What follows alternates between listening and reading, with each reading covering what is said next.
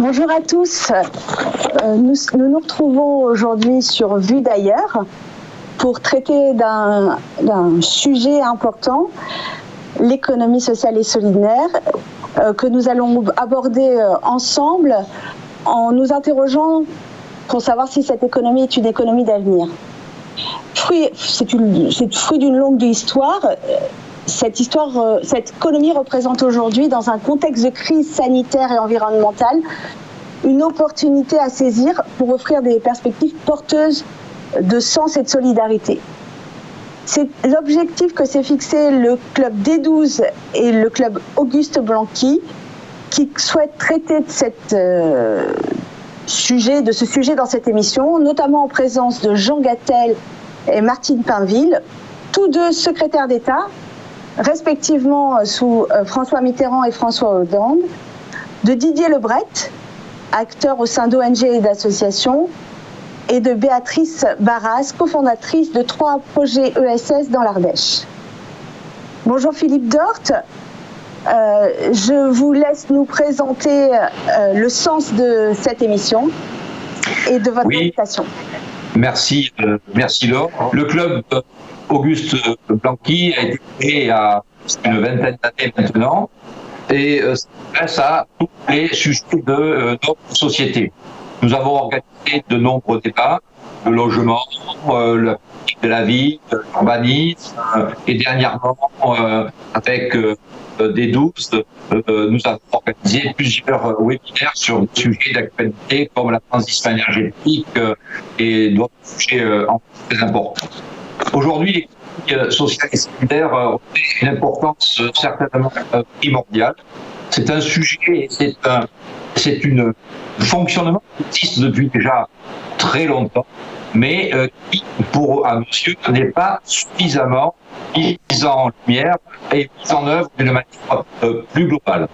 Cette économie, une économie humaniste, c'est une économie de territoire, c'est une économie qui essaie de faire passer aujourd'hui les gens qui sont dans le moi, de nous. Voilà. Et ce qui était perdu, parce qu'autrefois les gens étaient plus dans le nous que dans le moi.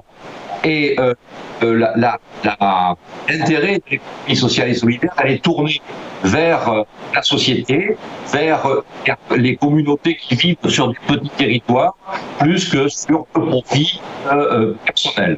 Alors c'est un sujet qui nous intéresse parce qu'on est en train tous, dans des activités diverses et variées, d'écrire, d'inventer le modèle économique de demain.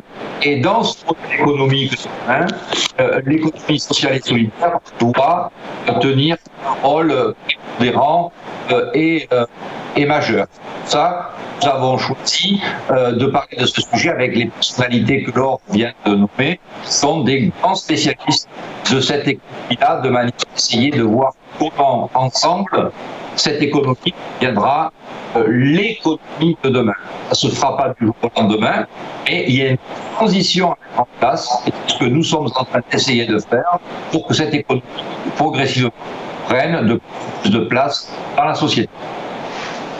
Merci Philippe.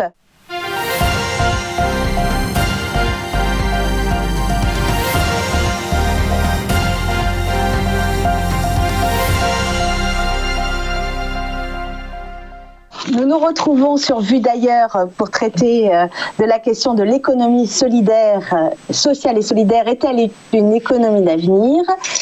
Nous sommes donc en présence de Martine Pinville, ancienne secrétaire d'État. Je vais vous laisser vous présenter, Martine, et de Jean Gattel, qui a été également secrétaire d'État sous François Mitterrand sur cette thématique qui nous intéresse aujourd'hui. Martine, est-ce que vous pouvez nous indiquer, s'il vous plaît, quelles a été déjà vos fonctions sous François Hollande, puisque votre titre englobait pas uniquement l'économie sociale et solidaire. Je vais vous demander aussi de nous donner une définition de ce que représente ce sujet et cette thématique, s'il vous plaît. Bonjour à tous. Je suis ravie de vous retrouver, d'être parmi vous aujourd'hui, ce matin. J'ai donc été d'abord parlementaire et puis ensuite secrétaire d'État chargée du commerce, de l'artisanat, de l'économie sociale et solidaire et du tourisme social, tout particulièrement. Voilà mes fonctions. Actuellement, je suis conseillère régionale en Nouvelle-Aquitaine et puis présidente de VBF Village. Alors, l'économie sociale et solidaire, c'est pour moi un modèle économique à part entière. C'est un modèle, un mode d'entreprendre, en fait, que ce soit dans tous les secteurs d'activité, que ce soit la production, que ce soit les services, que ce soit les consommations de biens, c'est un modèle économique. Un modèle économique qui comprend les associations, les mutuelles, les fondations, les coopératives et même les sociétés commerciales quand elles remplissent un certain nombre un certain nombre d'obligations qu'elles ont pour être dans l'économie sociale et solidaire. Donc, effectivement, quand on s'installe, quand on veut développer une activité, eh bien, on a tendance à aller. C'est pas toujours un modèle qui est en premier ou un début, mais je pense que c'est un modèle qui se développe d'abord fortement et qu'il faut peut-être apprivoiser plus fortement. Alors, vous dites que c'est un modèle qui se développe fortement. Justement, en France, la SS, c'est un secteur qui représente 2,3 millions de salariés, un emploi sur 8 du secteur privé et 10% du PIB. En quelques mots, comment pourrait-on lui donner une définition à ce secteur et l'appréhender ? Alors, comment pourrait-on lui donner une définition ? Et je crois qu'il faut que ça rentre comme un modèle économique. Quand on veut créer son activité, on a le choix. On a le choix de créer son entreprise sous une forme de société avec des régimes fiscaux différents. Mais on a aussi, quand on crée son association et avoir tout à fait la même capacité à créer son activité. Bien évidemment, ça demande un petit peu d'autres démarches, ça demande mais c'est tout à fait possible. Ou alors, j'ai pu voir dans la production, par exemple, un certain nombre de salariés qui reprenaient leur activité, qui reprenaient leur outil industriel, par exemple. Donc c'est vraiment, mais c'est vrai que c'est pas toujours proposé. Je disais quand j'avais des fonctions gouvernementales que effectivement on gagnerait quand on irait dans les structures, dans les chambres de commerce ou dans les chambres de métier et qu'on pourrait proposer à chacun de s'installer, de créer sa structure, enfin son activité sous forme associative, par exemple. Alors, est-ce que vous pouvez également nous présenter, et également nous donner une définition assez courte de l'économie sociale et solidaire ? Alors moi, j'ai été secrétaire d'État le premier de l'histoire de la République, ce qui est un titre dont je suis extrêmement fier, puisque le premier secrétariat d'État à l'économie sociale a été créé en 1984 par François Mitterrand, lors de la nomination du gouvernement de Laurent Fabius. Ce secrétariat d'État a été créé et il s'appelait d'ailleurs, ce qui est tout à fait intéressant, secrétariat d'État à l'économie sociale et au développement local, parce qu'on verra bien au cours de notre discussion que les deux concepts sont étroitement liés et qu'en particulier pour développer les territoires, on a besoin absolument des entreprises de l'économie sociale. Alors pour venir à la question sur la définition, c'est toujours un petit peu compliqué parce qu'il y a de multiples définitions qui historiquement ont accompagné le développement de l'économie sociale. Il y a des définitions très très faciles, en particulier si on s'arrête à des définitions juridiques. Martine vient de le dire, mutuelle, association, coopérative et entrepreneurs sociaux. Il y a des définitions par l'éthique, c'est-à-dire par les valeurs que portent les entreprises de l'économie sociale, solidarité, démocratie interne, respect de l'environnement. Pour ma part, je retiendrai trois formules. L'économie sociale, c'est entreprendre autrement, c'est entreprendre pour le mieux-être collectif et c'est entreprendre pour créer un nouveau modèle de développement solidaire et écologique. Donc on entend bien tous les deux, à travers vos deux définitions, que vous voyez vraiment l'économie sociale et solidaire comme un modèle économique et une capacité d'entreprendre, avec un point de vue, une perspective différente. C'est bien ça ? Tout à fait. C'est entreprendre pour le bien commun et non pas entreprendre pour un profit personnel. On va poser également la question à Didier Lebret. Bonjour Didier Lebret. Bonjour. Vous pouvez vous présenter s'il vous plaît, et je vais faire comme j'ai demandé aux autres invités de nous donner une définition courte de l'économie sociale et solidaire. Didier Lebret, donc je suis aujourd'hui dans le secteur privé comme consultant, et j'ai par ailleurs une activité qui entre dans le champ de l'ESF. Je suis membre de la concentration d'une grande organisation française qui est l'action contre la faim. J'aime beaucoup les définitions de Crétel, entreprendre. Je pense que c'est effectivement ce qui caractérise le mieux le SS, à la fois la volonté de contribuer, d'entreprendre, mais sur un mode qui fait le profit à un niveau qui est secondaire. Ça ne veut pas dire qu'il faut perdre de l'argent, mais ça veut dire que ce qui prime, c'est l'intérêt général. On est pas pour rémunérer les actionnaires qui versent les dividendes, faire en sorte que la société soit pérenne et qu'elle soit vraiment au service d'un collectif. Je rappelais tout à l'heure que l'ASS n'est pas seulement un modèle d'avenir, déjà un produit à travers les quelques chiffres que vous avez rappelés, salariat, 6%. Bon, selon une globale, ça veut dire pratiquement ce que rapporte le tourisme, on sent dans le national, ça veut dire que c'est considérable. C'est aussi un porteur très fort en cas de crise. On l'a vu dans la crise de 2008, on l'a vu aujourd'hui. C'est vraiment quelque chose qui permet de réduire le moment de tension dans notre pays, économique, social.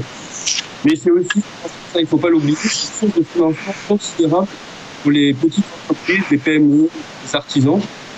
80% des encours de ce type de société proviennent de la finance coopérative.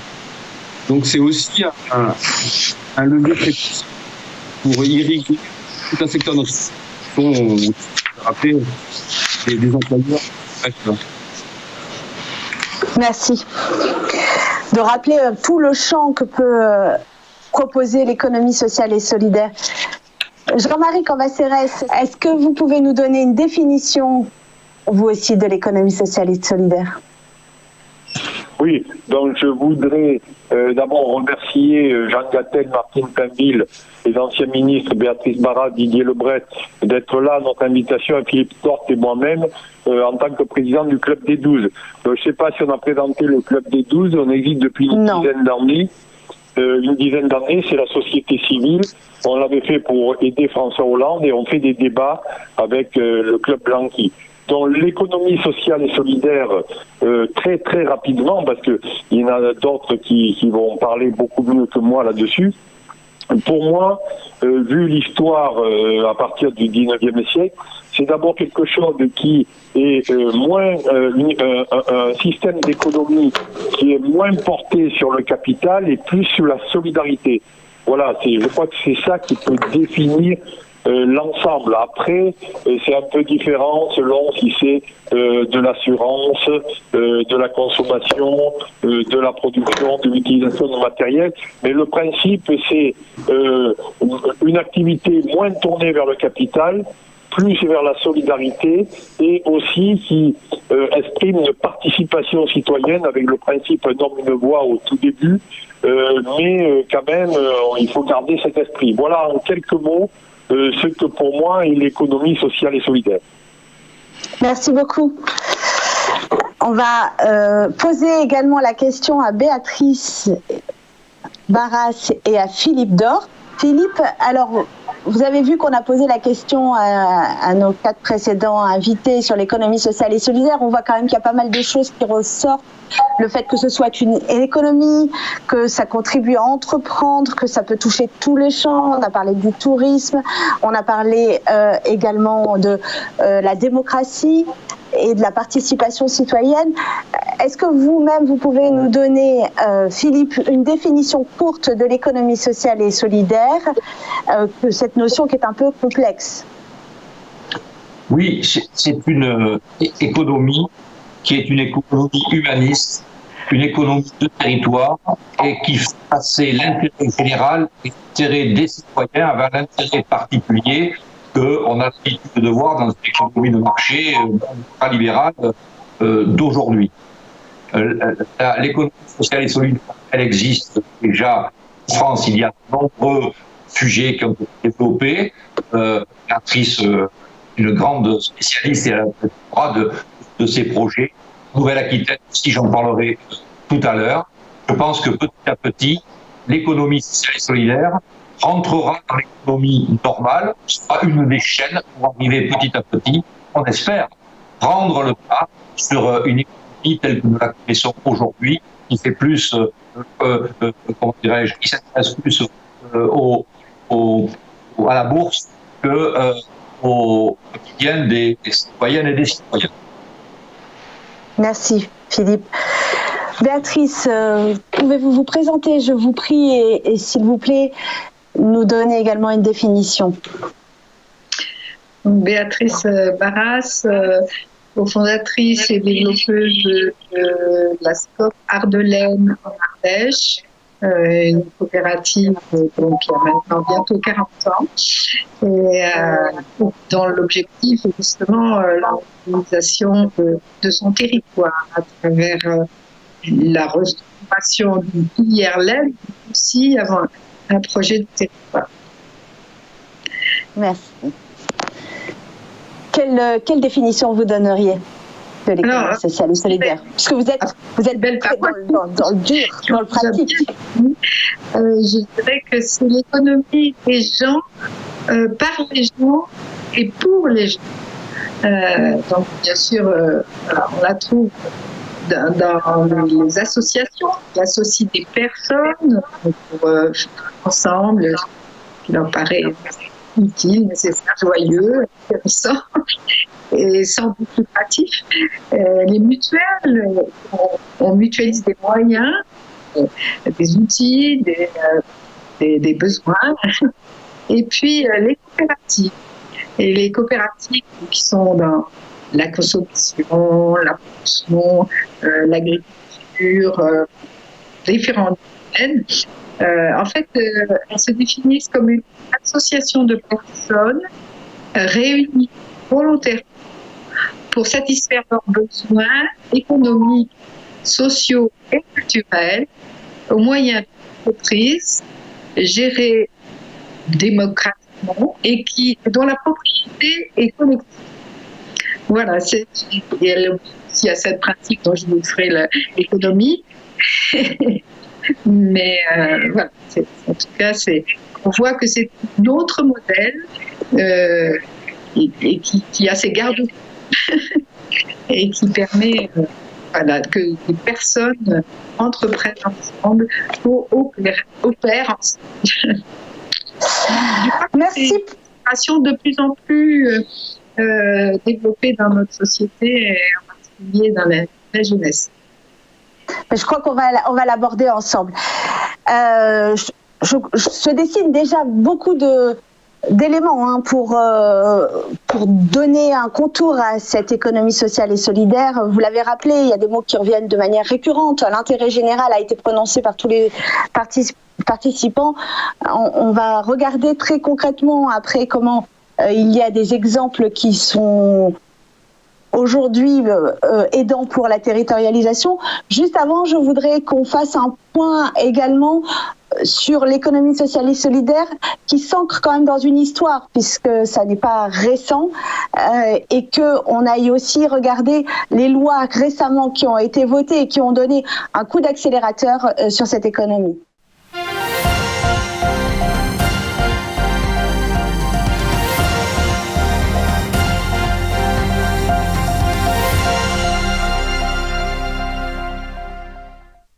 Alors, l'économie sociale, effectivement, l'économie sociale française, en tout cas, a une très vieille histoire. Hein. C'est une vieille dame, l'économie sociale, puisqu'elle est née à la fin du 19e, début du 20e siècle, en grande partie liée avec la révolution industrielle et la naissance du salariat et même du prolétariat, puisque les premières entreprises d'économie sociale étaient surtout des entreprises de protection, comme par exemple les mutuelles de prévoyance et les mutuelles de santé. On peut dire qu'il y a trois mouvements qui ont composé l'économie sociale au cours du XXe siècle. Trois mouvements que l'on retrouve dans l'économie sociale actuelle. Le mutualisme, c'est-à-dire le fait de s'organiser ensemble pour répondre à un problème en particulier social, hein, ce qui a donné naissance aux mutuelles de santé et aux mutuelles d'assurance. Le coopérativisme qui a permis le développement des coopératives, d'abord dans le milieu agricole, puis ensuite dans le milieu manufacturier, avec ce qu'on a appelé les sociétés coopératives ouvrières de production. C'était des entreprises dans lesquelles les salariés étaient propriétaires du capital de l'entreprise, hein, et puis ces coopératives ont ensuite essaimé dans d'autres domaines, en particulier la consommation. Et puis le troisième mouvement, c'est l'associativisme qui est né avec la loi de 1901, hein, la loi sur la possibilité de créer une association.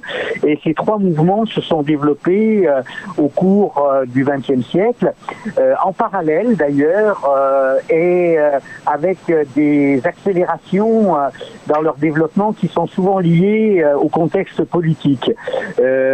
En particulier lorsque les forces progressistes, hein, avec lesquelles le mouvement de l'économie sociale a toujours été très lié, hein,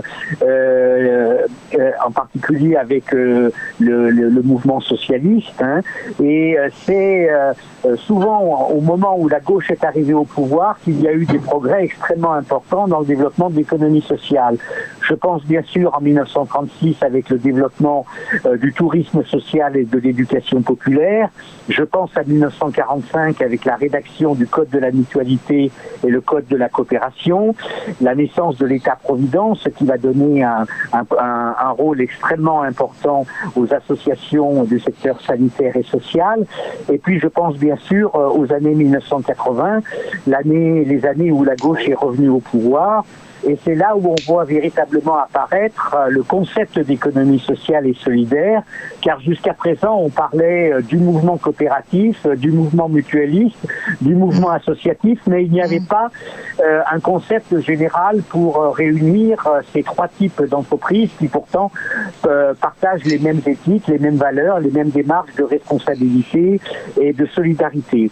Et en 1980, dans les années 1980, ces trois familles se sont dotées d'une charte, hein, qui s'appelle la charte de l'économie sociale, qui a été rédigée par le CLAMCA, le comité de liaison des activités mutualistes, coopératives et associatives, et qui ont donné naissance, dès l'arrivée du président Mitterrand au pouvoir, à une délégation interministérielle à l'économie sociale, puis ensuite à mon secrétariat d'État en 1984. Alors, le travail a été ensuite continué par Lionel Jospin, qui a introduit dans son gouvernement un secrétariat d'État à l'économie solidaire, d'où la jonction économie sociale et économie solidaire.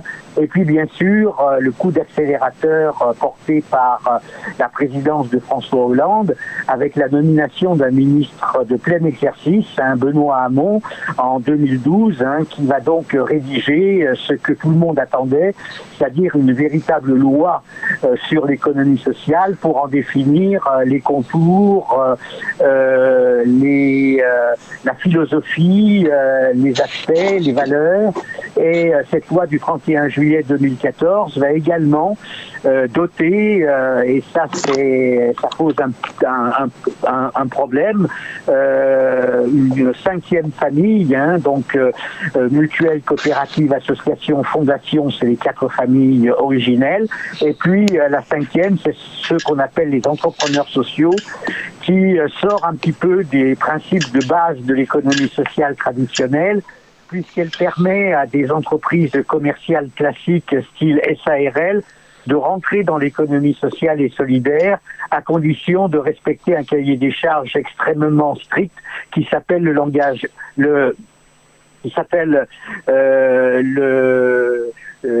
label ESUS, mais c'est quand même une avancée un petit peu en rupture avec l'histoire traditionnelle de l'économie sociale qui était véritablement basée sur la non-lucrativité et sur le fait qu'il ne pouvait pas y avoir de distribution individuelle des bénéfices.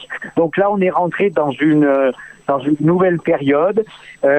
L'économie sociale, à l'heure actuelle, a beaucoup de mal à résister à la vague néolibérale qui submerge la France, et elle résiste comme elle peut, mais il y a véritablement beaucoup à faire. Nous sommes à un tournant en termes de modèle de développement, et il faut véritablement que l'économie sociale sorte de son rôle de l'économie sociale de réparation pour devenir une économie sociale de transformation. Il faut véritablement transformer le modèle de développement actuel qui est basé sur le productivisme, la production à outrance, la consommation à outrance, pour arriver à un modèle de développement qui soit respectueux de l'environnement et qui permette à l'humanité de se sauver, parce qu'au rythme où l'on va, d'épuisement des ressources naturelles, de montée des dégâts environnementaux, c'est notre propre modèle de civilisation qui est menacé, et la seule réponse, à mon avis, pour créer un autre modèle de développement,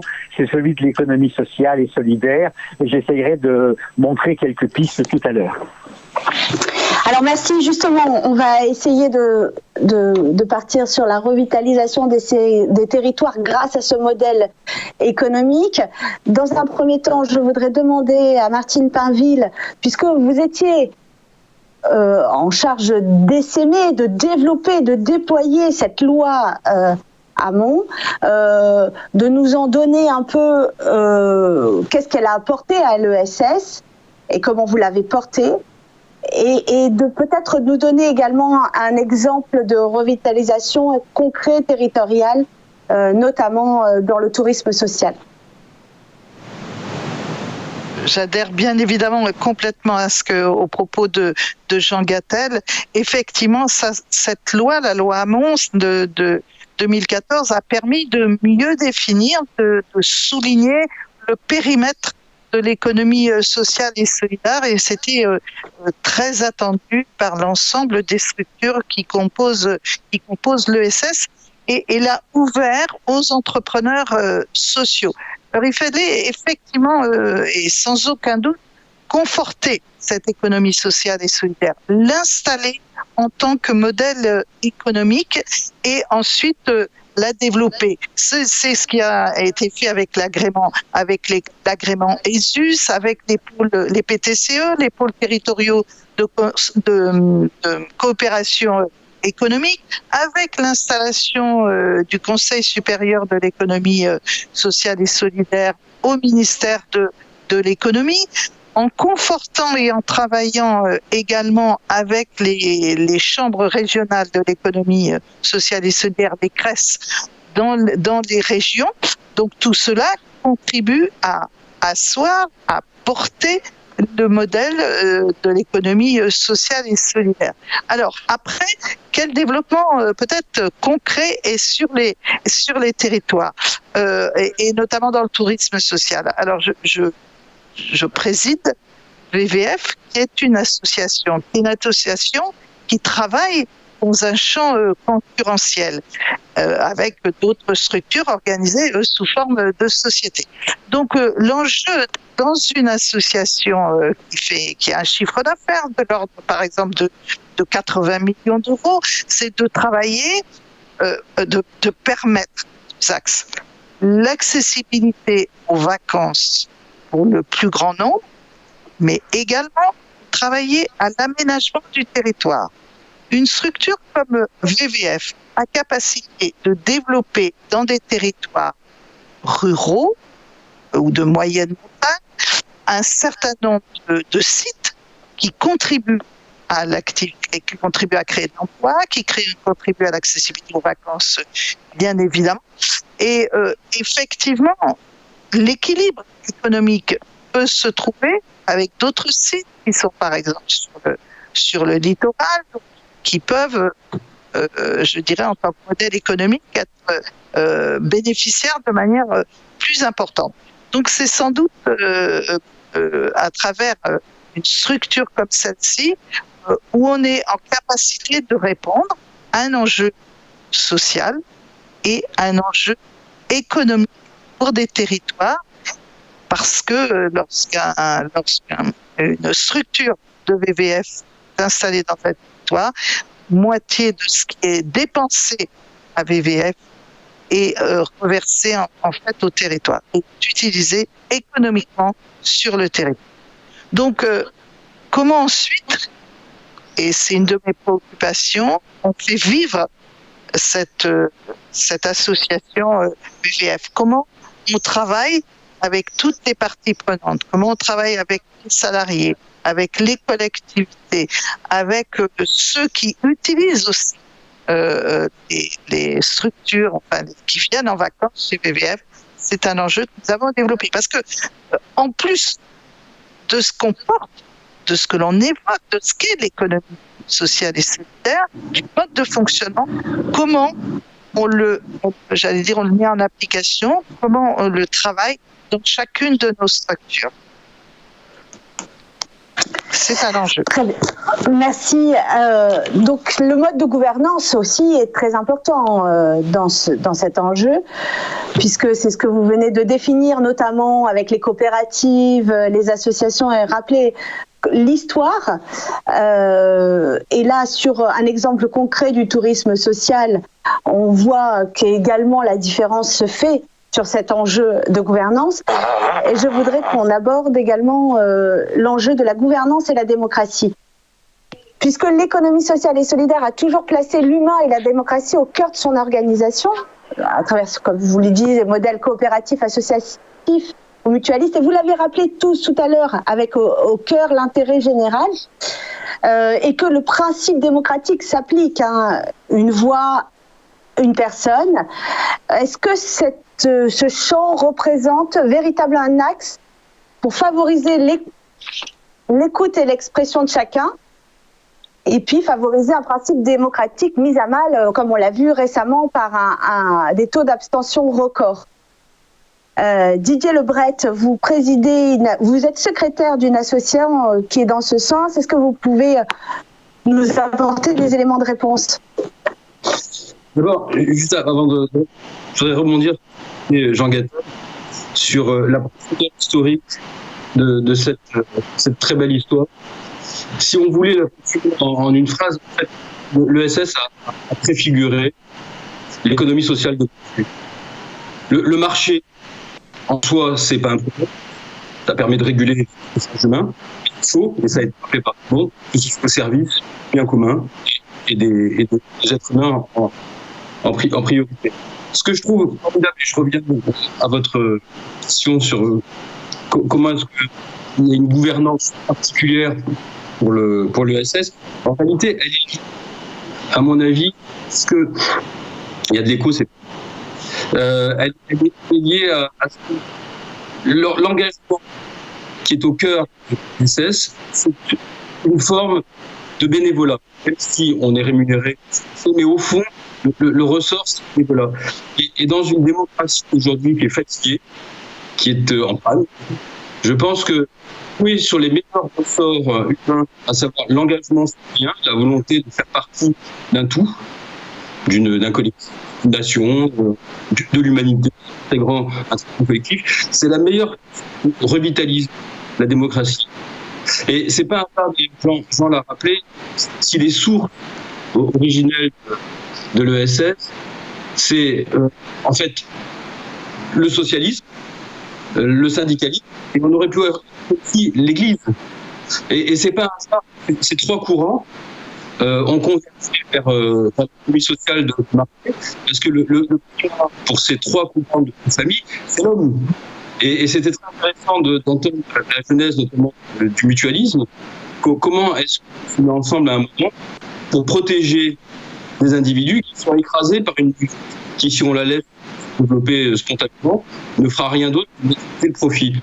Et pour revenir encore sur la gouvernance, si on regarde aujourd'hui la façon dont on unifie la Startup Nation, qu'est-ce qu'on dit Startup Nation? Chaque individu est un entrepreneur individuel qui doit, par sa seule performance, réaliser quelque chose d'exceptionnel et qui, à la fin, il profitera au fond à lui-même. L'idée, c'est que vous montez quelque chose, une application, on va pomper une partie de la valeur de depuis très longtemps, voir d'ailleurs leur marge décroître et être même en difficulté. Bref, ce nouvel entrepreneur formidable, il va créer une valeur très largement artificielle. Et à partir d'une fondation d'une entreprise qui souvent est surcotée, va pouvoir se quitter de navire au bout de 3, 4, 5 ans et recommencer l'aventure. Très très loin de l'esprit de l'ESS, qui est sur le long terme, dans la construction, qui fait le pari collectif, de l'engagement, du bénévolat. Et ce que je trouve formidable dans le SS, c'est que ça préfigure toutes les formes du travail de demain. À la fois la reconnaissance de ce qu'est le travail, par exemple, domestique, accompagner les enfants, les élever, les activités même ménagères, le bricolage, de prendre soin de ses voisins, etc. Tout ça, ça a une valeur stabilisée dans le PIB. Le SS, un message très clair, si c'est quelque chose qui est essentiel dans la vie des hommes. Donc c'est aussi ça que préfigure le SS, c'est une façon de montrer qu'il y a un contrôle sur les activités. Il n'y a pas de le salariat, le bénévolat, ce sont des choses qui doivent être amenées à se interféconder. Et surtout, le plus important, c'est de changer le regard sur le SS. C'est pas une fois qu'on a épuisé le champ du marché, c'est un supplémentaire. Je pense que c'est peut-être au cœur même de notre activité. Et c'est pour ça qu'il y a ça a encore un champ d'expansion devant soi. Un bémol là-dessus, c'est que l'ESS est mal marqué. Il y a une telle diversité d'activités qu'au fond, c'est pas de quel objet on parle. Donc je pense que pour les gens de gauche sommes, nous l'assumons parfaitement, il y a un champ de réflexion sur comment présenter dans ce cas-là de plus, comment dire, fécond, réinventer, encore non seulement les rapports humains, mais aussi les notions de rapport. Merci. Alors, à travers ce que vous venez d'expliquer, on voit que ça a une longue histoire, il y a eu une accélération, que vous mettez en perspective et vous montrez justement comment on peut revitaliser, comme on l'a dit, les territoires et la démocratie en s'emparant de ça. Béatrice, vous êtes cofondatrice de 3 projets de l'ESS qui ont commencé dans les années 70. Alors, vous avez justement cette longévité sur la gouvernance dans les projets et la démocratie aussi, puisque vous pouvez nous expliquer un petit peu les 3 projets qui sont dans les territoires que vous avez accompagnés. Oui, d'une part, nous avons commencé notre histoire dans un chantier de jeunes. En fait, c'est un chantier de jeunes, c'est un lieu d'éducation populaire, donc c'était la réhabilitation d'un hameau dans les gorges de l'Ardèche qui s'appelle le Vieillon. Et pour nous, on dit que justement, c'est notre école de management. Parce que là, tous les jeunes qui ont été, on a un projet. Ce projet, c'était de faire revivre ce hameau. Et on devait surtout organiser du travail, bien sûr, sans objectif de résultat de économique. Mais on avait le temps pour nous. Et ce groupe humain, donc c'est avant tout le groupe humain, a appris à s'organiser, à communiquer, a appris à faire ensemble. Voilà, le faire ensemble, c'est la base de la coopération. Et puis, donc, on s'est demandé si dans la vraie vie, donc la vie économique, la vie au travail, la profession, on pouvait quand même aussi réussir ça, tellement c'était satisfaisant, tellement c'était enthousiasmant. Et donc, on a créé la SCOP Ardennes, je vous passe les détails. Hein. Vous pouvez lire Mouton Campbell, j'ai écrit toute l'histoire. Et donc, on s'est mis au défi de restructurer une filière laine locale sur le site d'ancienne filature de laine du centre Ardèche, moyenne montagne, dans un petit village isolé. Et on essayait de prouver que la coopération pouvait justement faire des choses que l'économie normale ne saurait pas d'ailleurs. Venir créer une entreprise à cet endroit, ce serait l'idée de personnes qui voulaient faire de l'argent. Hein. Travailler la laine, tout le monde nous disait il n'y a pas de marché, arrêtez, ça n'a aucun intérêt. N'empêche qu'aujourd'hui, nous sommes 60 salariés dans cette coopérative parce qu'on a aussi orienté le projet de l'entreprise, bien sûr, sur la méthode de la filière laine, de la tonte jusqu'à la commercialisation des produits en circuit court, un peu long comme circuit court, mais fonctionne. Et puis, en fait, on a fait du développement par diversification d'activités. On a créé des activités muséographiques, on a raconté l'histoire du travail de la laine, on a accueilli 1000 visiteurs sur notre site par an. Ensuite, on a créé de nouveaux projets particuliers, on sait ce qu'il faut, de quoi le territoire a besoin. Et on a décidé de travailler sur l'alimentaire aussi. On entendait depuis 30 ans que ça serait bien d'avoir un laboratoire à la disposition des agriculteurs ou qui va transformer leurs produits pour un plus-value. On a créé un laboratoire alimentaire où des tas de gens viennent transformer leurs produits. Voilà. On a créé un restaurant avec les produits locaux, bio le plus possible. Et on a créé une librairie. Donc on est devenu un pôle multi-activité au service du territoire. Et non content de cela, on a voulu aussi confronter nos méthodes à un quartier en zone urbaine sensible où on a à Valence, on a créé notre atelier de correction de traitement et dont les coopérateurs, chez nous, ils sont à la fois engagés dans leur métier, leur entreprise, mais aussi sur leur territoire. Et le territoire en Fond-Barlette, dans une zone sensible, du béton et du goudron. Donc, il leur manquait vraiment aussi, finalement, ce qui est indispensable à la bonne vie, au bien vivre, c'est aussi de la verdure, c'est aussi la capacité de faire quelque chose par soi-même, pour soi-même, d'agir en territoire. Et le résultat visible de l'action des coopérateurs là-bas, et ça a été de créer des jardins en haut d'immeubles.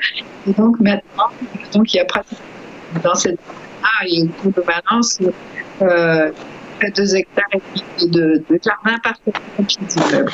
Voilà, donc ça veut dire qu'il y a une vision globale, mis à la fois, enfin sur les questions de gouvernance, parler aussi. Donc c'est aussi les gens, les responsabilités sont des gens qui sont élus dans la coopérative. Ils sont élus au conseil d'administration et élus par l'ensemble des coopérateurs, salariés et associés supérieurs aussi, qui sont mis. Alors, est-ce que dans les années 70, quand le projet a commencé, quel était le contexte et la situation territoriale à cette époque-là? Il y avait une désertification, comme on le nomme énorme. Hein. On était vraiment au creux de plus bas de la désertification de l'Ardèche, où toute la jeunesse avait été obligée de partir, qui vivaient autrefois sur ces territoires de l'agriculture ou avec les ressources locales, ont été obligés de partir pour travailler ailleurs parce qu'ils ne pouvaient plus vivre là. Et donc on était vraiment au creux. Il y avait des ruines partout en dehors des villes. Le milieu rural était au plus bas de la désertification. Et actuellement, ça a beaucoup changé. Hein. Il y a eu beaucoup d'initiatives et des ruines, maintenant, on n'en trouve pratiquement plus. Hein. Et qu'est-ce qui fait que ce réseau d'action acteurs se mettent ensemble, décident de coopérer? Est-ce que c'est justement parce que il y a cette désertification ou cet exode rural, hein, comme on la nomme, qui fait que il y a de l'entraide et de la solidarité? Est-ce qu'il y a des nouveaux venus? Quels sont les éléments un peu créateurs de ce rapprochement? Mais c'est les deux, c'est plusieurs, c'est la conjonction des choses. À la fois le constat de cette désertification et de en disant mais c'est souvent à l'initiative des entreprises de l'économie sociale. C'est une petite révolte en disant mais c'est pas possible, on peut pas laisser faire ça, il faut faire quelque chose, et on va essayer de faire quelque chose ensemble pour transformer une situation qu'on critique, qu'on dit mais ça va pas, il y a quelque chose qui va pas. Donc il y a cette envie de transformer les choses, de les améliorer, d'apporter sa pierre et ensemble on est plus fort, parce que bien souvent on fait des constats d'impuissance.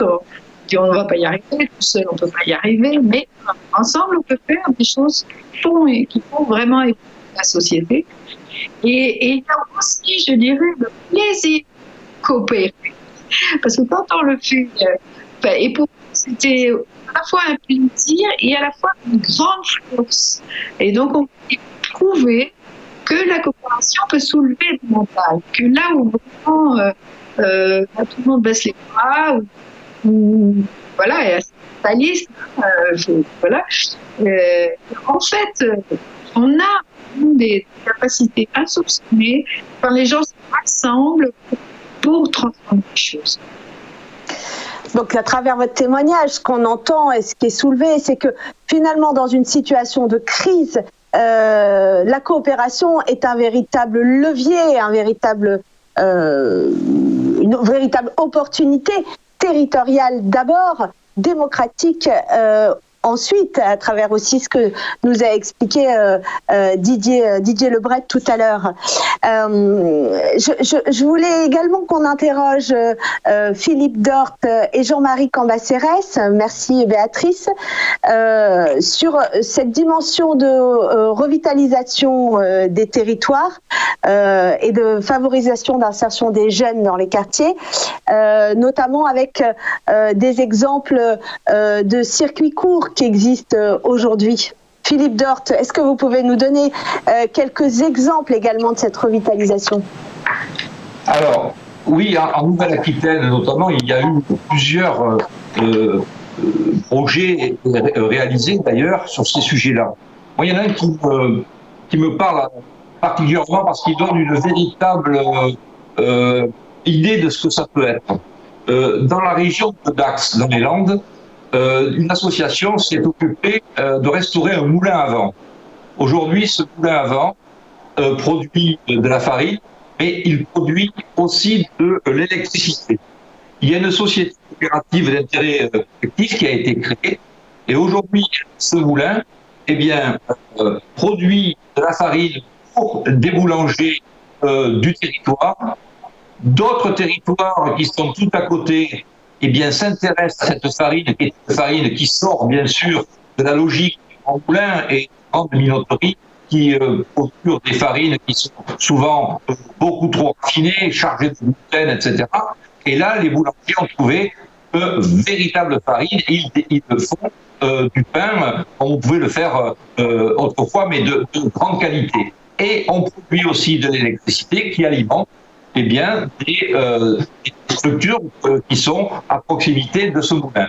Cette opération devait créer 2 emplois, elle a créé en fait 4. Voilà un exemple petit, modeste, mais qui fait des petits, puisque dans les territoires d'à côté, d'autres acteurs sont intéressés et vont certainement négocier avec cette coopérative pour produire un peu plus et alimenter plus de planchers locaux. Voilà un exemple très concret. Il y en a beaucoup d'autres. Sur le logement, notamment avec les personnes âgées qui sont isolées sur les territoires, etc., etc. Moi, je pourrais parler d'un sujet sur lequel je travaille à titre personnel en qualité de président du Grand Port Maritime de Bordeaux, le développement du réseau fluvial français, notamment, et des canaux. Alors, je ne sais pas si j'en parle maintenant ou si j'en parle plus tard. Comme vous voulez, je vous en prie, allez-y. Je peux en parler maintenant. Vous savez que dans notre pays, au XIXe siècle, il y a eu la mise en œuvre, comme d'ailleurs au niveau des chemins de fer, la mise en œuvre de canaux qui irriguaient de manière extrêmement irradiante notre territoire national, comme on a construit les voies ferrées aussi. Ce réseau fluvial a quasiment été est quasiment utilisé aujourd'hui à 90%. On a gardé uniquement les grands fleuves ou les grands canaux du nord de la France, et tous les autres canaux sont quasiment inutilisés. Sauf qu'aujourd'hui, il y a de plus en plus de bateliers qui souhaitent développer une activité nouvelle de transport beaucoup plus propre, parce que et créer des coopératives batelières pour utiliser et réutiliser ces voies d'eau pour faire du circuit court, pour amener des charges de qualité au plus près des territoires en utilisant la voie d'eau. Un exemple concret. Et c'est là qu'on voit qu'aujourd'hui, cette forme d'économie, eh bien, peut s'intégrer dans une filière qui n'est pas, elle, une économie sociale et solidaire. Je parle par exemple de l'énergie. EDF a convoyé un transformateur très lourd, un appareil qui pèse des tonnes et des tonnes, par la voie fluviale depuis Lyon jusqu'à Bordeaux, enfin jusqu'à à côté de Bordeaux, pour amener ce transformateur donc en Gironde. Alors, bien sûr, un transformateur, ça s'organise. On sait très bien qu'on n'a pas besoin d'un transformateur du lundi au mardi. Et plutôt que d'emmener ce transformateur par voie routière, avec des camions qui polluent beaucoup et qui consomment beaucoup de gasoil, on l'a amené par la voie fluviale. C'est une histoire de temps. Il faut que nous redéfinissions la vraie valeur du temps. Comme disait François Mitterrand, il faut laisser le temps au temps. Et il y a beaucoup de produits et de denrées sont, disons, qui n'ont pas besoin d'être acheminés avec rapidité. Alors, le côté intéressant, c'est que ce transformateur, il a été amené de Lyon à Bordeaux. Il faut savoir qu'une péniche de type Fraissinet, 38,50 m, c'est l'équivalent en remplissage de 15 camions. Et la péniche, elle, quand il s'agit d'une autorisation carbonée, on peut tout à fait parler du rétrofit demain avec l'hydrogène, etc. Ça consomme l'équivalent d'une Clio, une petite voiture, toute petite voiture.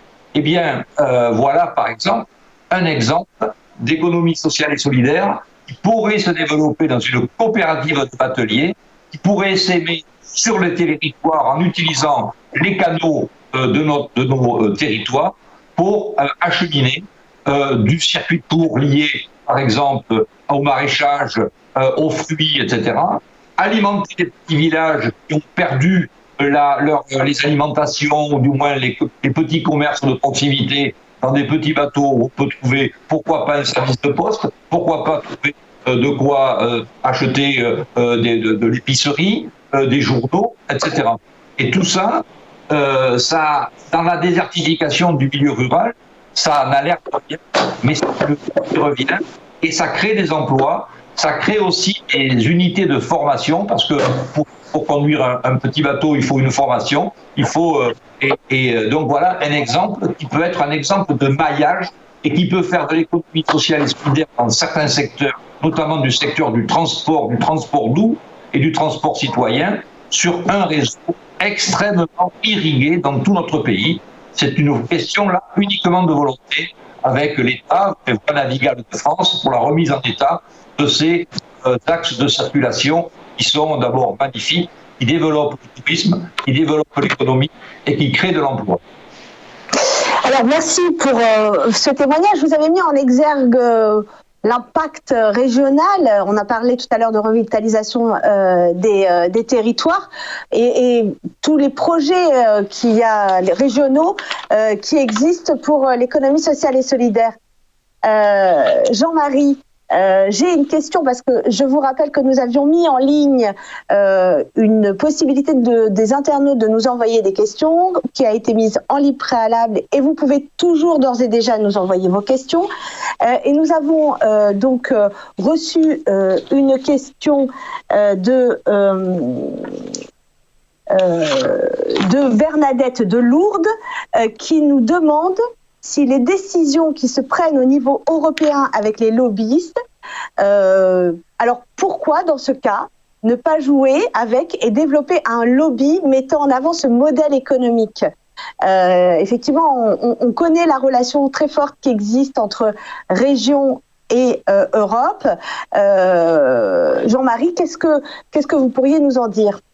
Je crois comprendre un peu le sens de la question. C'est les relations entre les initiatives locales et l'économie générale. En tout cas, moi j'ai bien entendu les exemples de Philippe Dorte là dans les Landes ou sur le réseau fluvial et celui de Béatrice Barras sur la revitalisation des territoires en Ardèche avec Ardeleine. D'ailleurs, ce qu'elle a fait avec son mari Gérard Barras à l'origine de tout ça, j'y suis allé, je peux vous dire que c'est assez extraordinaire. Et donc, au Club des 12, d'ailleurs, dont Gérard est membre, nous sommes très attachés à l'économie sociale et solidaire. Nous avons fait notre rencontre d'été avec 50 délégués régionaux qui vont venir le 24 et le 25.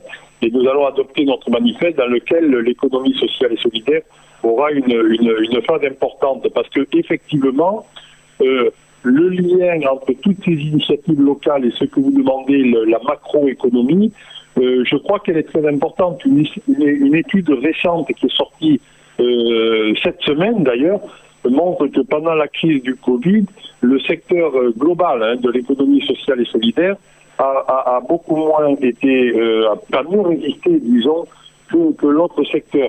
Donc, voilà, je pense que le lien est évident entre l'économie globale et les initiatives locales. Le problème, c'est d'essayer justement d'aider toutes ces initiatives locales pour qu'elles s'inscrivent dans quelque chose de plus global. Et historiquement, ça peut être été dit déjà par Jean Gattel ou Didier Lebret ou Martine Pinville, mais historiquement, c'est la gauche qui, chaque fois, essayait d'aider ce mouvement. Et donc, nous, on va essayer, alors je ne sais pas si ce secteur de l'économie sociale et solidaire, tous ces modèles économiques alternatifs de la mutualité, de la coopérative, des associations, des systèmes d'échange locaux, toute sorte d'entrepreneuriat social même aussi. Je ne sais pas si ça prendra le pas sur le reste de l'économie, parce que le profit quand même est un moteur économique de l'action humaine depuis des milliers d'années. Mais en tout cas, nous, ce que nous devons faire, vu la situation très grave sur le plan de la planète et du changement de modèle économique, que tout le monde n'a pas compris encore, nous, ce que nous devons faire, c'est proposer de nouvelles mesures pour favoriser et aider toute cette économie sociale et solidaire. Voilà, en quelques mots, après, on détaillera tout ça dans notre manifeste, mais c'est l'esprit dans lequel nous sommes. Merci. Martine, justement, pour rebondir sur ce que dit Jean-Marie Cambacérès, vous l'avez porté, vous, l'économie sociale et solidaire auprès de l'Union européenne, et justement, cette logique de revitalisation des territoires, elle a été portée au plus haut niveau? Oui, tout à fait. Elle a été portée et partagée parce que la loi, donc la loi Hamon, a permis ça et la loi était très regardée par d'autres pays européens. Et on avait créé des rendez-vous réguliers avec un certain nombre de ministres. On se retrouvait à Bruxelles pour effectivement travailler au niveau européen sur l'économie sociale et solidaire. Et comment le porter? On était intervenu devant la Commission européenne pour effectivement lancer des pistes et lancer des travaux. Et à cet effet-là, on avait avec les ministres luxembourgeois, belges, allemands, italiens, espagnols également, on avait institué des rendez-vous réguliers que chacun dans son pays et ensemble tous les 6 mois, nous puissions développer. Alors, on avait même fait traduire la loi en anglais qu'il puisse, la loi Hamon, la loi ESS, pour qu'il puisse s'en emparer et qu'on puisse ensuite échanger et s'appuyer sur cela.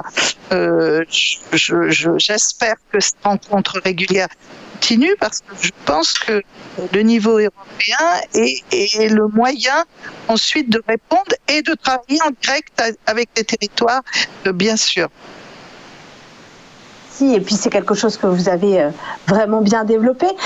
Didier Lebret souhaitait, je pense, apporter aussi des éléments de réponse sur ce sujet. Vous êtes en ligne, Didier ?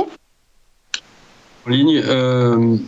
Il se trouve que dans ma vie actuelle, je fais du conseil aux entreprises, aux entreprises classiques. Et je mesure pleinement sur la question du poids des lobbies qu'aujourd'hui l'ESS n'est pas encore en capacité de plaider au mieux ces dossiers à Bruxelles, pour des raisons qui sont simples. C'est que vous avez 2 types de lobbying possibles. Vous avez un lobbying par filière, vous avez des entreprises qui s'organisent, qui mettent de l'argent pour pouvoir payer des lobbyistes, et vous avez des entreprises qui elles-mêmes souhaitent, pour défendre de manière très croissante leur propre intérêt, mettre de l'argent aussi dans ces relations publiques, etc. Donc, le SS, et sauf erreur de ma part, il est encore suffisamment structuré. Il y a bien sûr SS France, j'ai constaté qui est le président aussi du Crédit Coopératif, essaie de faire en sorte, justement, on arrive à créer, je déteste ce mot, mais je l'emploie, une marque commune. C'est-à-dire qu'on puisse identifier l'ESS comme un tout, même si chacune des grandes familles de l'ESS répond à des logiques différentes. On l'a vu, mutualistes, coopératives, les fondations, les associations, etc. Néanmoins, je pense qu'il y a encore un besoin non seulement de porter cette question, de savoir comment est-ce qu'on peut donner une visibilité plus forte à l'ESS, tout ce qui a été fait par différents gouvernements qui ont largement contribué. Et je pense qu'il y a un dernier kilomètre qui reste à franchir pour à la fois changer un peu l'image et doter sur l'ESS moyens pour exister là où il faut parler de cette nouvelle économie. Donc vous nous dites qu'il faudrait enfoncer un peu le clou, si je comprends bien, et aller que vraiment, comme d'autres formes de lobby se créent sur d'autres sujets, l'ESS doit aussi se créer un vrai lobbying. Quid de quelle opportunité pour créer ce lobbying, justement? Sur quelle structure devons-nous nous appuyer? Je sais, Martine Pinville, que vous avez mis en place des structures nationales sur l'ESS. Est-ce qu'elles peuvent jouer sur ce lobbying à Bruxelles ou ailleurs d'ailleurs? Alors, elles peuvent peut-être jouer, et puis je pense à cet instant également aux régions, aux différentes régions, avec le comité des régions qui est quand même partie prenante à Bruxelles, avec le Conseil supérieur de l'ESS également qui peut aussi intervenir. Je pense qu'il faut effectivement au comité des régions à Bruxelles, au Conseil européen, agir plus fortement. C'est sans doute également aux à ces structures-là, et c'est à ESS France également, d'utiliser tous les moyens possibles pour échanger avec les homologues européens. Il y a aussi un certain nombre de structures de l'ESS qui interviennent au niveau européen ou au niveau mondial. Toutes ces structures-là ont possibilité de se mobiliser. Donc, c'est par là. Il y a les structures et puis sans doute tous les organes politiques aussi qui doivent porter. Alors justement, j'ai une question également sur les collectivités territoriales. et je voulais la poser à Jean Gattel. Est-ce que ces collectivités territoriales appuient l'économie dans les différents champs de compétences au plus près des territoires, comme on l'a vu, ou est-ce que c'est encore quelque chose de marginal? Alors, je vous propose de toute façon une courte pause et on va finir avec une série de questions que les internautes nous ont envoyées pour ce débat riche qui mériterait sûrement plusieurs heures, mais qui va prendre fin avec cette série de questions.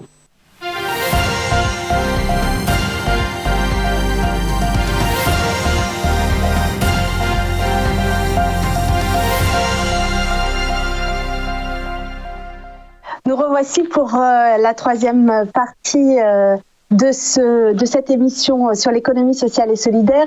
On a mis en avant quand même des choses très importantes sur cette économie dans l'intérêt général, la volonté de la développer dans les instances au plus haut niveau, sa structuration territoriale et sa revitalisation. Aujourd'hui se pose aussi la question, et je vous rappelle que cette émission est structurée sur des questions que les internautes nous ont envoyées en amont et qu'ils peuvent nous envoyer au fil de l'eau également. Et c'est pour ça que j'ai une question qui correspond à ce que nous avons évoqué précédemment sur les collectivités territoriales, à savoir est-ce qu'elles appuient dans les différents champs de compétences au plus près des territoires, ou est-ce que ça reste encore une volonté marginale? Jean Gattel. Bon, avant de rentrer sur la question très précise que vous venez de me poser, je voudrais revenir un petit peu sur ce qui s'est dit précédemment.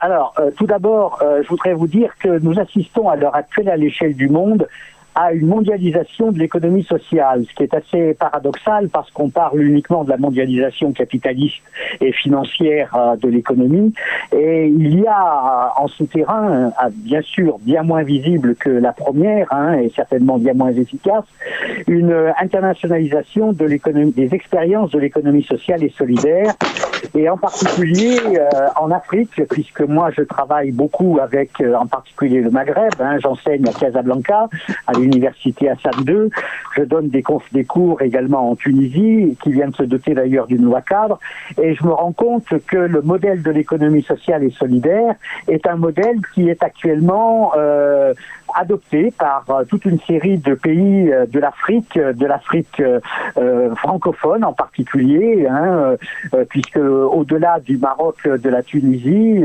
il y a des politiques publiques d'économie sociale très développées au Sénégal, au Togo, et avec des esquisses au Bénin, au Burkina Faso, etc. Donc ça, c'est extrêmement réjouissant. Lorsque on parle du problème de l'économie sociale et de qui doit porter cette réflexion sur l'économie sociale, je crois qu'elle doit être portée essentiellement par les citoyens. Et les citoyens qui prennent conscience, et j'espère qu'ils prendront de plus en plus conscience et surtout de plus en plus vite, de la crise systémique qui est en train de nous tomber dessus, et dont la première manifestation a été la pandémie mondiale dont nous sommes même pas sortis. Et par rapport à cette crise systémique, c'est l'ensemble du modèle capitaliste libéral qui est remis en cause. Et donc, il faut absolument qu'on change de modèle de développement. C'est d'ailleurs le thème de mon bouquin, puisque j'ai écrit un livre qui s'appelle L'économie sociale et solidaire, un nouveau modèle de développement. Et dans ce nouveau modèle de développement, j'essaye d'apporter un certain nombre de réponses pour essayer de bâtir ce nouveau modèle de développement. Alors tout d'abord, effectivement, il passe par le développement local, je n'y reviens pas, avec, puisque je vais répondre à votre question, un rôle extrêmement important des collectivités territoriales, et on voit bien que dans celles qui sont tenues en particulier par la gauche, et je pense en particulier à l'Occitanie avec Carole Delga, il se passe des choses extrêmement intéressantes dans l'économie sociale et solidaire, mais il faut également que l'ensemble des citoyens se réapproprient vraiment les actes fondamentaux de leur vie économique, sociale et culturelle. Alors par la consommation, il faut multiplier les coopératives de consommation, il faut casser le monopole de la grande distribution de façon à retrouver une consommation qui s'inscrive dans le durable et non pas dans le superficiel et le superflu. Il faut développer les marchés courts. Il faut également, dans le domaine de la production, rompre le cycle infernal du productivisme par une économie qui soit basée sur la récupération, économie circulaire, et sur une économie de la réparation. Et il faut également que nous rentrions dans une économie dans laquelle le capital soit entre les mains ou des salariés ou des usagers. Et là, en affirmant cela avec beaucoup de force, on rentre de plein fouet par rapport à une guerre idéologique contre le néolibéralisme, puisque précisément c'est le problème du capital qui est le problème de fond. S'il est possédé par les usagers, par les producteurs, par les consommateurs, eh bien nous rentrons dans un autre modèle de développement qui n'est pas déstructurant pour l'ensemble de l'humanité et de la planète, puisque le modèle actuel capitaliste néolibéral, il est en train de tuer, et non seulement les humains, mais également la planète. Et on a trouvé un vaccin contre le coronavirus, on ne trouvera pas de vaccin contre le réchauffement climatique. Donc c'est à nous maintenant d'agir, et d'agir extrêmement vite dans le domaine de l'énergie, dans le domaine des transports, dans le domaine de l'habitat, dans le domaine des nouvelles techniques de la communication. Et il faut aller extrêmement vite parce que le temps nous est compté. Alors justement, à travers ce que vous expliquez, Jean Gattel, la question se pose des collectivités territoriales qui peuvent porter cette économie. Donc la question de la subvention, est-ce qu'il est important malgré tout que les structures de l'économie sociale et solidaire aient un modèle économique pérenne?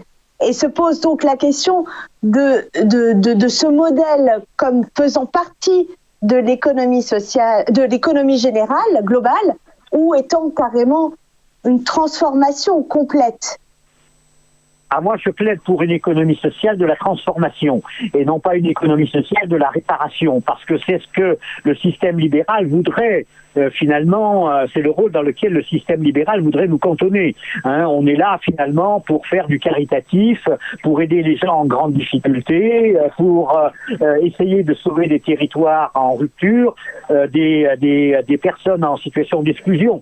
Non, il faut que l'économie sociale et solidaire devienne une véritable économie de transformation. Il faut transformer le système économique actuel, et la transformation, je suis désolé d'être un petit peu marxiste sur les bords, mais pour moi ça n'est pas du tout une injure, bien au contraire. Il faut véritablement poser le problème de la propriété du capital, et plus il y aura de coopératives possédées par les salariés, plus il y aura des coopératives de consommateurs possédées par les usagers, plus il y aura des coopératives de transport possédées par les usagers, plus il y aura des énergies souples contrôlées par des économies durables, plus des énergies durables possédées par les usagers, plus on avancera sur un changement de modèle économique. Parce que le modèle économique actuel, de toute façon, il est foutu. C'est bien ça qu'il faut se mettre dans la tête.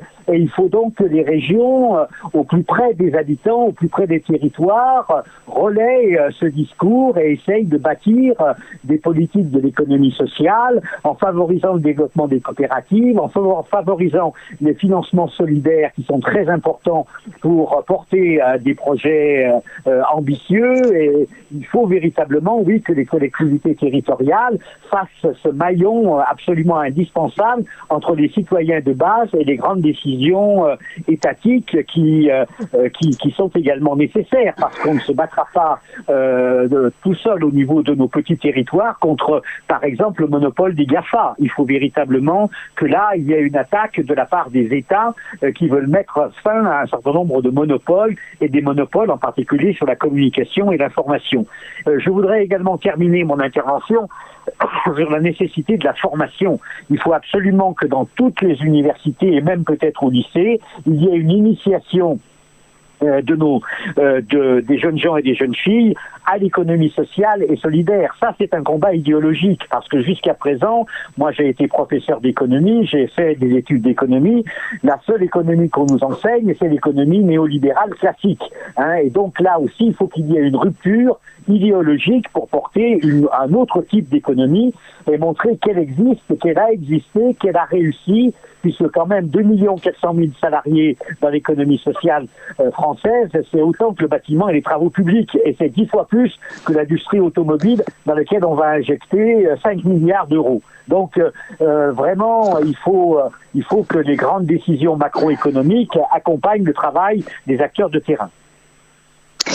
Très bien, merci. Mais justement, je rebondis à travers la question de Kevin de Marseille sur vos propos. Est-ce que l'économie sociale et solidaire peut s'adapter à toutes les activités économiques? Philippe Dort, est-ce que vous pouvez nous donner des éléments de réponse? Voilà, je mets le micro. Oui, enfin, bon. D'abord, je tiens à dire ce que dit Tel, qui a très très bien expliqué la capacité de l'économie sociale et solidaire à se déployer au niveau international.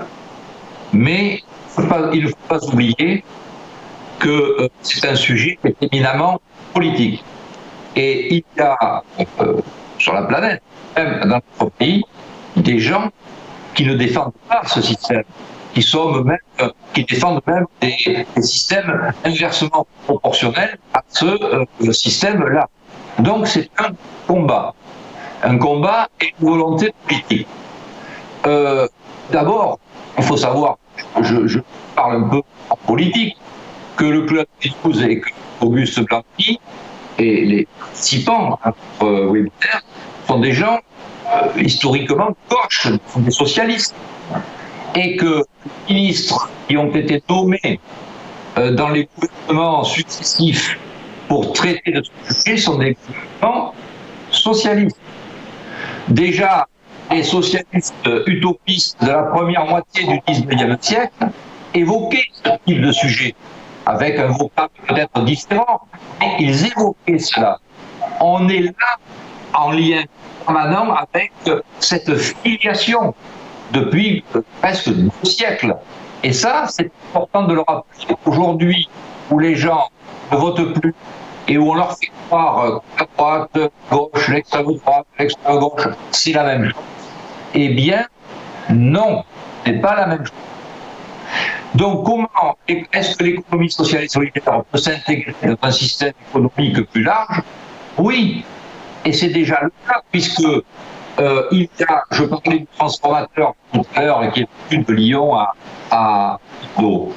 Mais aujourd'hui, il y a des entreprises qui sont dans un système capitaliste ou libéral, qui s'intéressent à ce sujet et qui commencent petit à petit, sous la pression populaire, à intégrer cette dimension d'économie sociale et solidaire en commandant des produits dont ils ont besoin pour leur produits manufacturés, feront au final, à des activités ou du moins des produits qui sont issus de l'économie sociale et solidaire.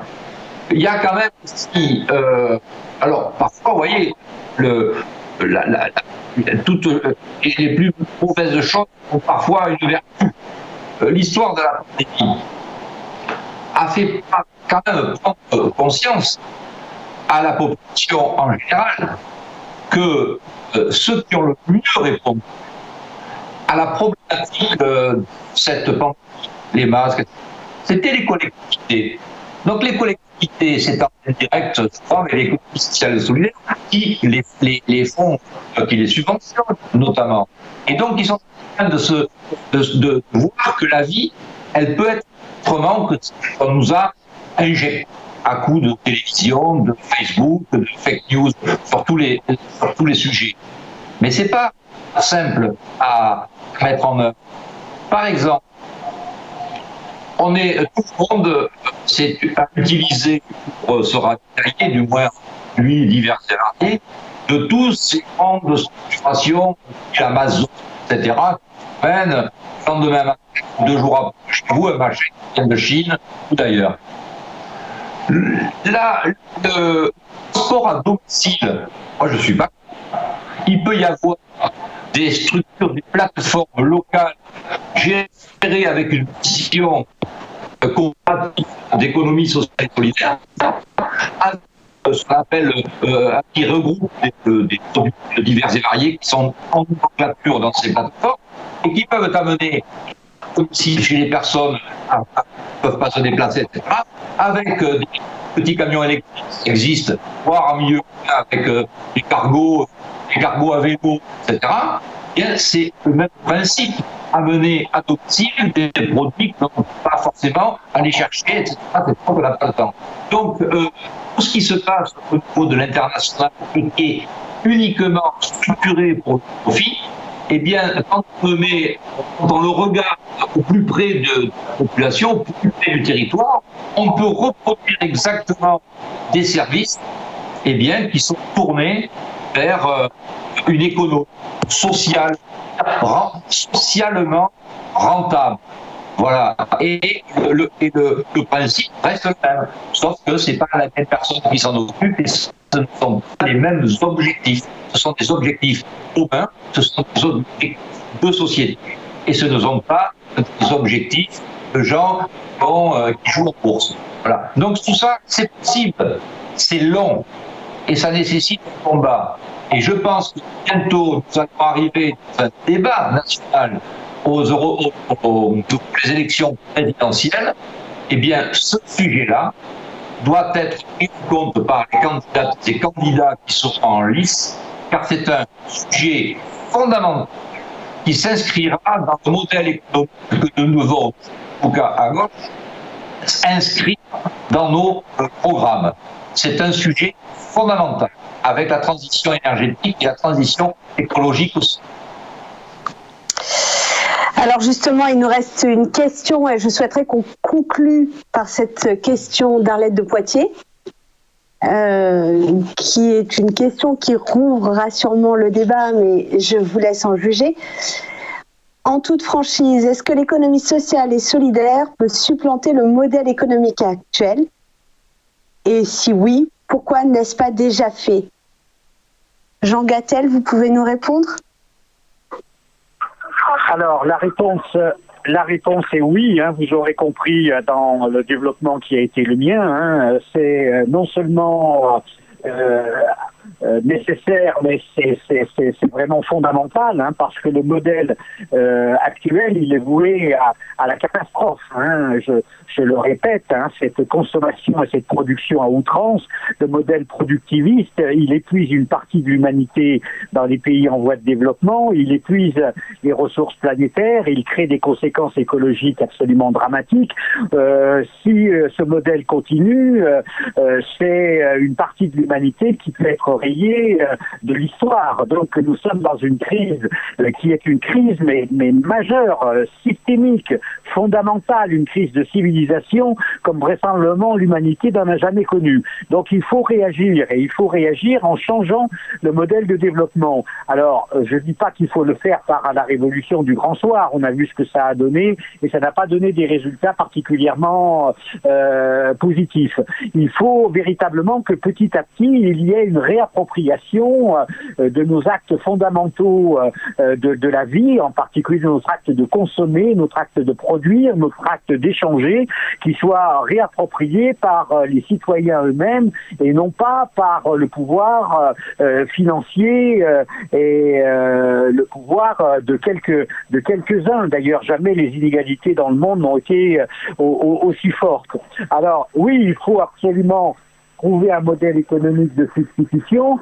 Le seul modèle qui existe à l'heure actuelle et qui est capable de changer le modèle néolibéral, c'est le modèle de l'économie sociale et solidaire. Alors pourquoi est-ce que ça n'a pas été fait? Eh bien c'est parce que le modèle libéral, il est terriblement puissant. Non seulement il possède tout l'appareil de production, non seulement il possède tous les moyens financiers, mais il possède surtout, et c'est là où vraiment le problème est peut-être le plus grave, tous les moyens idéologiques. Il conditionne les gens dès leurs premières années à épouser un type de société, un type de modèle de vie qui à terme est condamné. Donc la bataille, elle est politique, elle est idéologique. Il faut qu'on arrive à démontrer qu'il y a une autre possibilité et que l'on peut vivre ensemble dans des rapports sociaux beaucoup plus équitables, beaucoup plus solidaires et beaucoup plus écologistes. Mais ça va être une bataille de très très longue durée, d'autant plus que les partis politiques ne donnent pas l'impression du tout de se saisir de ce problème. Ils préfèrent se cantonner dans leur petite lutte de clan et leur petite lutte d'ego. Et c'est en cela, moi, que le modèle politique français à l'heure actuelle me déçoit beaucoup. Moi, je suis un homme de la génération Mitterrand, mais nous avions des valeurs, nous avions un projet, tandis que là, ce qui me navre, c'est de voir l'absence véritablement de projet politique. Et le projet politique nécessaire, c'est celui de créer un autre modèle de développement. Voilà, j'ai fini. J'espère que vous m'avez entendu. J'espère que j'ai pas été trop long ni trop confus. Et vous pouvez suivre ma page Facebook si vous le voulez. Et puis, vous avez été très clair. J'aurais souhaité, dans cette conclusion, que vous nous rappeliez le titre de l'ouvrage que vous avez écrit. Oui, l'économie sociale et solidaire vers un nouveau modèle de développement. C'est aux éditions Libre et Solidaire. Merci beaucoup. Je voulais donc poser cette même question et que je souhaiterais poser à l'ensemble de nos invités. À Didier Lebret. Merci. Je pense que c'est une question essentielle. Quel est le potentiel au fond de l'ESS pour transformer, comme l'a président Gattel, l'économie et pas seulement préparer. Moi, je crois que parmi les ressorts puissants que je vois, auprès de la jeunesse, c'est la possibilité de devenir acteur.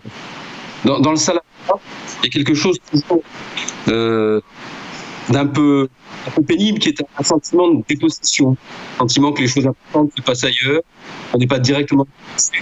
Dans la notion de traitement, il y a à la fois il y a aussi le retour sur le temps, et cette idée d'avoir des sociétaires pour une banque, d'avoir des gens qui sont prenantes au capital, une coopérative qui les aide au fond à être acteurs de leur propre destin. Au XXe siècle, il y avait cette idée que la coopérative permettait de retrouver deux types d'acteurs. L'État, qui était comme un risque, un empêcheur, et l'entreprise qui avait pour vocation essentiellement le profit. Donc c'est un juste milieu, l'ESS, mais comme on l'a dit, l'entreprise, l'homme de tout, mais surtout qui en fait un acteur de son propre développement.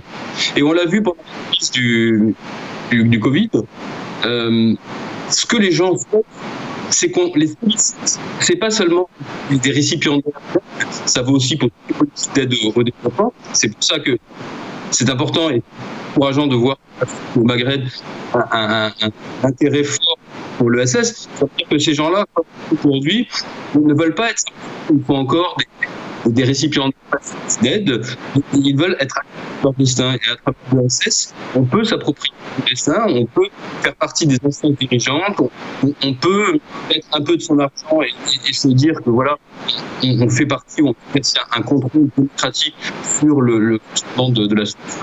Donc je pense que c'est quelque chose qui peut réengager une partie de la jeunesse, de se dire que la gouvernance de l'ESS, au fond, elle est à hauteur d'eux.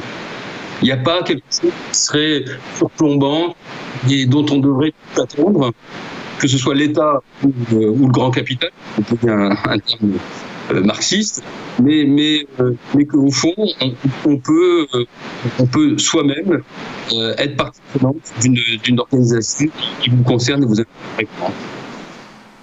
Merci beaucoup. Béatrice, je vous repose la question d'Arlette de Poitiers. En toute franchise, est-ce que l'économie sociale et solidaire peut-elle supplanter le modèle économique actuel? Et si oui, pourquoi n'est-ce pas déjà fait? Oui, je crois qu'il faut espérer. Espérer, c'est la première chose déjà. Donc, il faut croire et donc agir dans cette direction-là. Et c'est en agissant, en mobilisant le pouvoir d'agir, qu'on peut donner cet espoir à la société. Donc, il faut pour cela que de plus en plus de citoyens s'engagent dans cette économie sociale. Et pour ça, il faut démultiplier les lieux de formation, d'éducation. Là, je Bretagne, je perds les clics qui sont justement proposer aux jeunes de passer à entrer ensemble, et ça me paraît formidable, démultiplier les clics. Et je crois que cette capacité humaine, c'est là-dessus l'espoir, parce que le reste, je crois que c'est vraiment mortifère. Béatrice Barras. Sur les autres et agissons. Béatrice Barras, je voulais que vous nous rappeliez plusieurs choses. La première, c'est que vous avez écrit des ouvrages sur notamment les 3 projets coopératifs de l'ESS. Je voudrais que vous donniez le nom du site, ou en tout cas le nom d'Ardelaine, et vous nous rappeliez au moins 1 ou 2 ouvrages que vous avez écrits sur ce sujet. Oui, donc ces ouvrages sont publiés aux éditions Repas, donc le réseau d'échange de pratiques alternatives solidaires. Donc, le premier ouvrage, c'est Chantier ouvert au public. Le deuxième, Mouton repas sur l'histoire d'Ardelaine. Et puis, c'est Infertile, donc sur le projet de vin, tout ce qui s'est passé en France, qui a eu le prix 2020 du livre de vie sociale et solidaire. Donc, c'est Hélène et Hélène, voilà. Donc, à Saint-Pierre en Ardèche. Qui propose donc tout un tas de vêtements. Des tas de produits fabriqués en laine, avec des laines locales. Hein. Et puis, aussi un café de pays, et puis aussi un restaurant, une visite de musée qui raconte l'histoire de la laine. En racontant l'histoire de la laine, on raconte l'histoire du travail, l'histoire de notre société aussi. Et puis aussi laboratoire de transformation des produits. Voilà, c'est un festival et qui vient de rouvrir, donc on est très content. Merci beaucoup, Madame Barras. Martine Pinville, je vous donne la parole sur ce sujet de supplantation d'un modèle économique actuel, ou pourquoi c'est fait, c'est pas déjà en cours, ou est-ce que c'est une partie? Que pouvez-vous nous répondre? Moi, je suis assez optimiste sur le fait que c'est un modèle économique qui se développe. Mais cela nécessite plus fortement une mobilisation en termes d'éducation, en termes de formation, mais également à un niveau politique dans nos instances, que ce soit toutes les collectivités à tous les niveaux, au niveau d'une commune, d'une ville, au niveau des communautés de communes, des régions, des départements. On voit bien que des responsables, des élus responsables de l'ESS se mettent en place, qui se développe quand même assez fortement. Donc c'est à développer, à porter, à encourager. Ça implique, je dirais, ce modèle économique-là implique chacune et chacun, et il mobilise également et irrigue nos territoires. Donc je suis optimiste pour l'avenir, parce que c'est vraiment ce développement de ces modèles économiques qui nous permettra sans doute de mieux vivre ensemble. Merci beaucoup. Jean-Marie Cambacérès, je vous propose de conclure avec Philippe Dort sur ce sujet et cette question. Merci, oui. Écoutez, il nous appartient à Philippe Dort et à moi-même de conclure, donc je voudrais le faire très rapidement, en quelques secondes. D'abord sur la forme, je voudrais remercier Jean Gattel, Martine Pinville, Béatrice Barat et Didier Lebret. Jean-Marie ? Vous m'entendez ? Oui, très bien. Oui, je disais que je voulais d'abord remercier Jean Gattel, Martine Pinville, Béatrice Barat et Didier Lebret pour leur participation. Même si nous, avec Philippe, on a donné notre avis, on n'était pas des spécialistes sur ce sujet. Donc merci à vous, merci à Laure et à la technique aussi. Sur le fond, je tiens à vous dire que tout ça n'est pas... notre débat aujourd'hui n'est pas un coup que nous voulions faire avec Philippe Dorte, mais ça s'inscrit dans un processus. Nous allons appuyer et retenir tout cela, tout ce que vous avez dit dans notre manifeste que nous allons adopter cet été, car je pense que l'absence de projet est quelque chose d'important dans l'abstention qu'il y a eu aux dernières élections. Beaucoup parlent des candidats aux élections présidentielles, mais je pense qu'avant les candidats, il faut un projet. Et nous allons modestement y participer en éditant fin août, début septembre, un manifeste du Club des 12, pour le dire d'une manière plus triviale, quoi. Il faut d'abord un scénario avant un casting.